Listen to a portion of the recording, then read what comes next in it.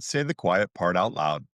Age gap relationships make people uncomfortable, not because they're dangerous, but because they expose truths about attraction that modern culture would rather pretend don't exist. Now, before anyone gets twisted, let me be crystal clear. This episode is about consenting adults only. No minors, no grooming, no control dynamics, no, I need someone young so I can dominate them nonsense. That's not attraction, that is pathology. If you're looking for validation to exploit, manipulate, or control someone younger than you, click off now. This episode is about connection, maturity, and psychological alignment, not power games, you freaks. But if you want to understand why age gap relationships keep happening, why they're increasing right now, and why both men and women are choosing them more openly, stay with me because the psychology here is really uncomfortable and undeniable.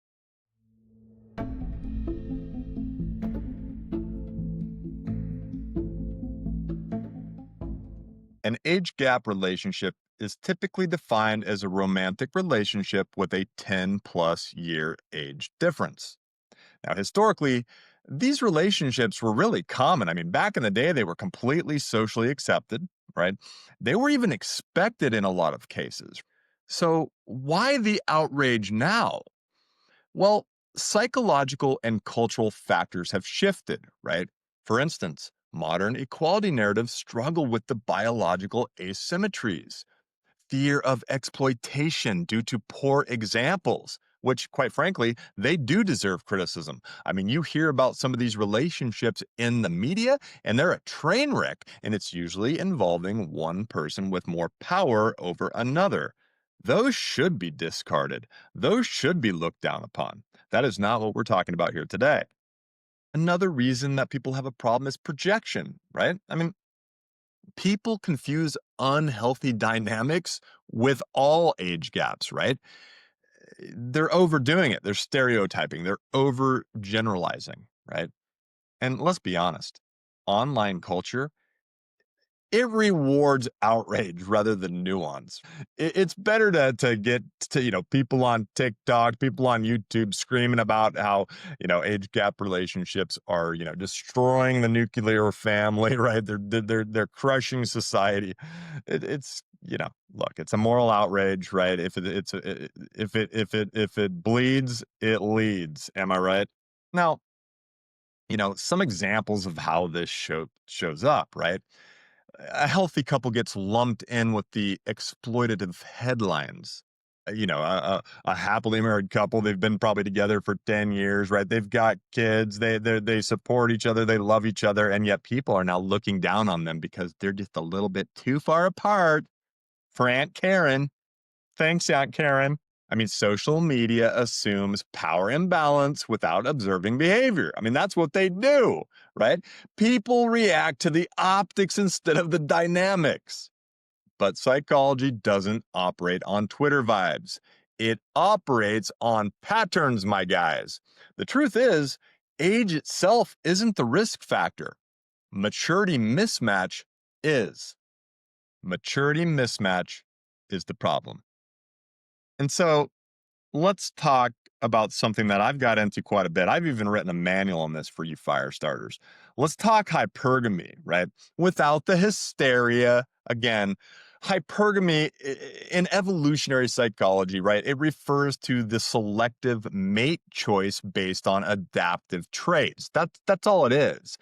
It's not talking about money or status, although those things can be selective traits that women are looking for. Across cultures, the research consistently shows women actually prioritize emotional regulation, stability, right? Competence. Can you do things right by yourself, or do you need YouTube to show you how? Direction. Where are you going in life? Right? You don't have to have a lot of wealth, but are you moving forward? And then long term reliability. Are you going to be someone that's going to be there for her kids and her, right? The offspring. What these actually look like in real life, right? Emotional regulation. It means not spiraling during conflict. I mean, you're able to keep your cool, my dudes, right? Stability. You follow predictable routines. It's not chaos. You follow through. If you say you're going to call it 8, you do. Consistency, right? And then there's competence, handling problems, not outsourcing your stress onto her or other people, blaming the world, right? Direction, right? Knowing where in life you're going, even if it's evolving. Again, you don't have to have the whole master plan laid out, but you have a direction. You know what you want, right? And you're moving toward it.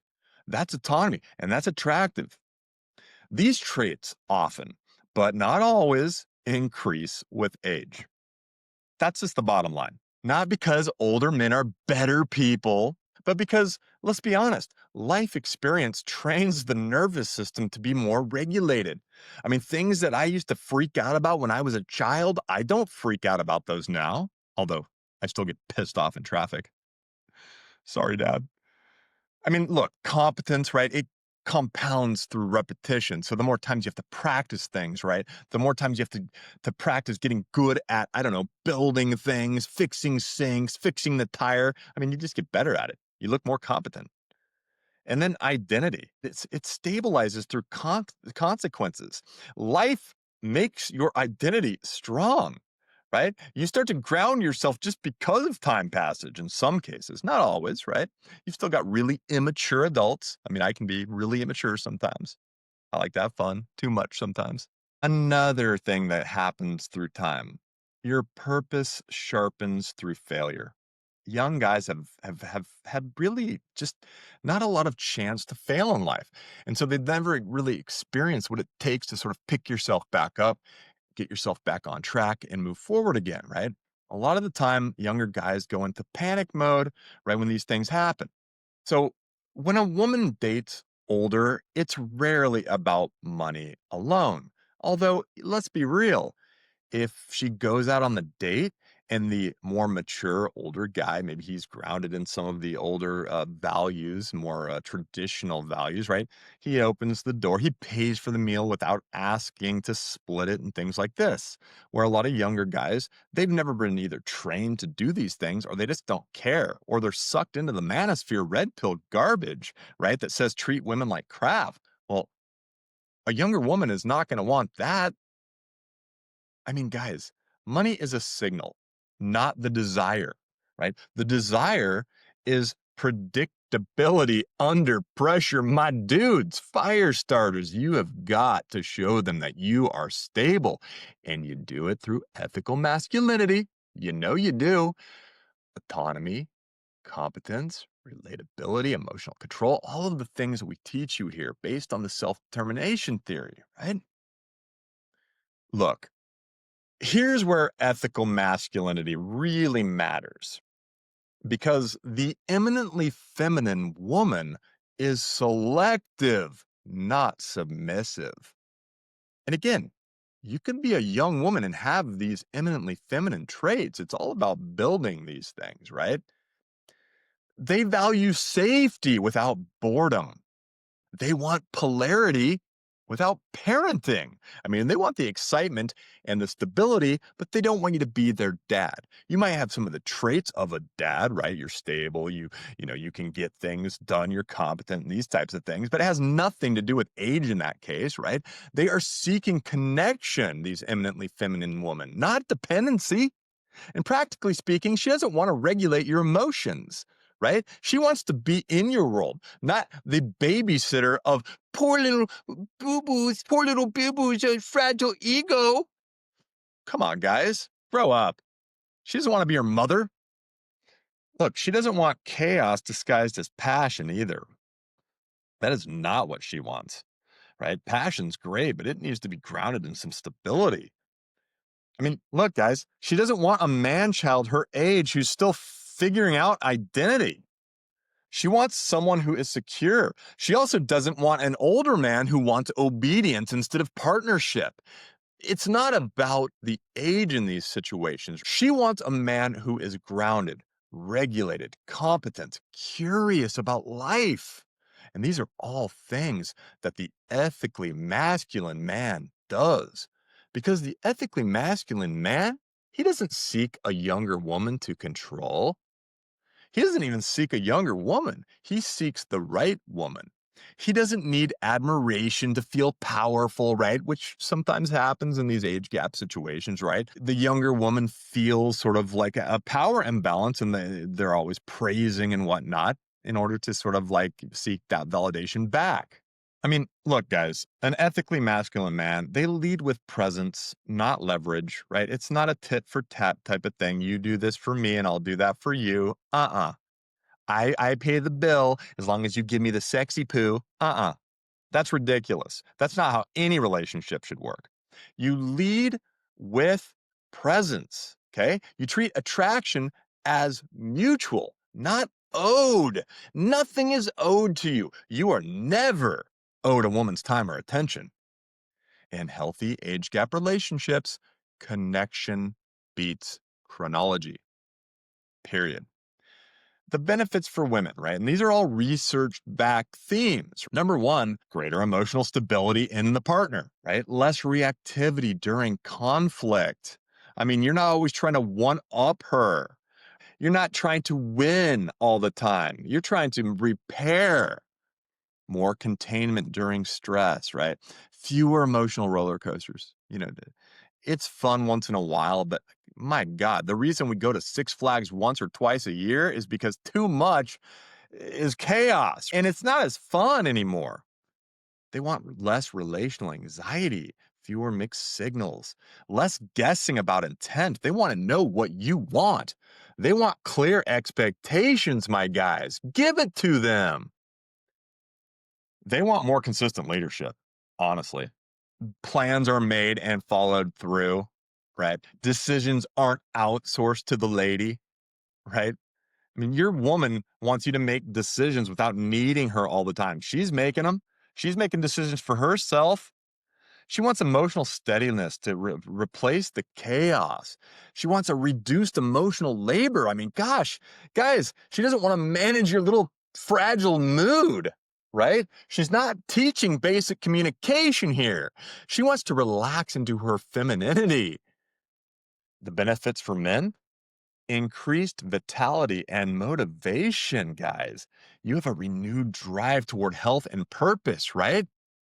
When you're with a younger woman, you're going to want to be able to keep up. And a lot of you guys, you're not in good shape. You haven't been following our plan, right? You get greater awareness of self care. These women will help you do things that you've probably put off forever. They'll remind you to do stuff because they care about you. You forget all the time because guys are dumb. There's also emotional softening without loss of strength, right? Being with an eminently feminine woman regardless of age. It increases your own empathy, right? You learn how to show deeper emotional expression. Again, this doesn't mean you're oversharing, you're doing too much on the first date, right? We're talking about you have the ability to let your guard down, but not so much where you're just smothering or drowning her. You're still grounded, you're still directed, there's renewed curiosity and play for the man, right? Novelty without instability. It's fun dating younger women. They open up things that you might not see if you're dating someone your own age, right? New music, new passions, new fun hobbies, right? Or a new take on the things you already love. I mean, it just provides a lightness without immaturity for you. It also provides stronger attachment security. You don't need as much validation. More conscious choice and bonding. Psychologically, successful age gap couples, they often show secure attachment patterns. These aren't people who are broken when they were young. Most age gap relationships are actually filled with people with secure attachment styles. They also show a complementary nervous system regulation, right? They've learned how to regulate early on. And so they don't freak out when things start to go bad. They are not a black hole which sucks all the normalcy and stability out of the room. These are also people that usually have better boundaries than other people. I mean, they do, and they set them, and they're very open with them. These are people that have taken direction. They've taken a hold of their life. They know what they want, and they're not going to let other people tell them what that should be. When it's all said and done, guys, the reason that age gap relationships can work is if you have shared values, not shared birth years. But on the other hand, and let's be honest, age gap relationships fail miserably when one partner lacks emotional maturity, either the man or the woman. It doesn't matter who's older or who's younger, right? It will fail if one person lacks emotional maturity. And this is why it's about a shared connection. Because what happens then is power replaces the partnership. If one person is immature, the other person takes the power. That's not what you really want to go for here. Another problem can happen is, life stages, right? They clash without communication. You guys are going to be going through different things because you're at different stages of life, right? Let's say you're a 40-year-old guy and you're dating like a 25-year-old woman. You're in a completely different stage of life than her, man. And I mean, this is going to cause some imbalances. And if you guys don't communicate, it's going to blow up. And let's be real, this happens in any relationship, but it can definitely happen in the age gap relationships because there are going to be more natural differences. And the obvious problem, right? The older partner becomes controlling, the younger partner becomes dependent, right? And then you have a complete power imbalance. This is not what people should be looking for. That is not a healthy relationship. And some of the warning signs, right? If they start to isolate you from your peers or support systems, this is unhealthy, right? If they're financially leveraging and they're using it emotionally, no, that's a bad thing. If they infantilize you or overparent you, uh-uh, get out. Avoidance of equal accountability. If they're always blaming you because you're young and dumb, get out. If they're always blaming you because you're old and mature, get out. I mean, guys, research flags control asymmetry as the danger, not age. If you're dating younger because you can't handle an equal relationship, an equal age, unequal in life, that is not masculinity. That is insecurity with a passport. And you need to grow up before you put yourself in any relationship because it's going to be a disaster for both you, but more importantly, them. And here's the twist that most people miss, right? Hypergamy is shifting. More women, especially high competence women, they are dating younger men. Why? Because younger men are emotionally expressive. So all the things that the older guys are getting from the younger women, the older women are getting back from the younger men. There's also less rigid gender conditioning. I mean, if these older women, they're tired of being told that they need to get in the kitchen, right? That's ridiculous. That's an old school system that has no relevance in today's society. Unless they want to spend their time in the kitchen because that's their passion, stop it. There's higher relational availability. And younger guys are more adaptable. I mean, I hate to say this, but their brains are more plastic so they can adapt to these new environments, these things that older guys might be more rigid in. Why this works for some women, right? Less ego defensiveness. The younger guy knows who he's dating, and he's not going to get butthurt every time that she gives him a little bit of advice. He knows why he's with her. He likes that maturity. Look, more emotional openness, right? Shared growth mindset. Why do younger men like it? Reduced performance pressure. They don't feel like they have to perform with the older lady. Emotional safety. They see someone who is sort of grounded, right? Sort of stable, someone that can give them sort of like an outlet for their emotions. They're getting mentorship without emasculation. Sexual confidence in the woman. That's a big one. I mean, guys like when women are sexually confident. right? It doesn't mean that they necessarily like when they're sexually promiscuous or just very experienced, which I have no problem with this. In fact, I prefer a sexually experienced woman. They're better. That's it. They're better. They're better at it. But I mean, this is a big thing for women and for men. The younger men, they're getting that experience in the bedroom, that confidence of that older lady, right? They're learning how to be a good lover. This isn't a reversal of biology. It's just an expansion of options, to be honest. It's hypergamy shifting for the modern world. I mean, that's all it is. Age gap relationships, they are not inherently good or bad. They're just mirrors, honestly. They reveal things like how regulated you are, right? How do you handle power? I mean, that's a big reveal here, honestly. And if you're handling it in a like an authoritarian dictatorial way, that says a lot about you, buddy. And you need to change your attitude. Look, it tells you whether you lead with ethics or ego, whether connection matters more than appearances. It matters more to me. I don't care if you're 50 or 20, as long as there's a good connection. Guys, ethical masculinity doesn't chase youth. It attracts alignment. And eminently feminine women, they don't seek status, they seek safety without stagnation. That's all they're looking for, man.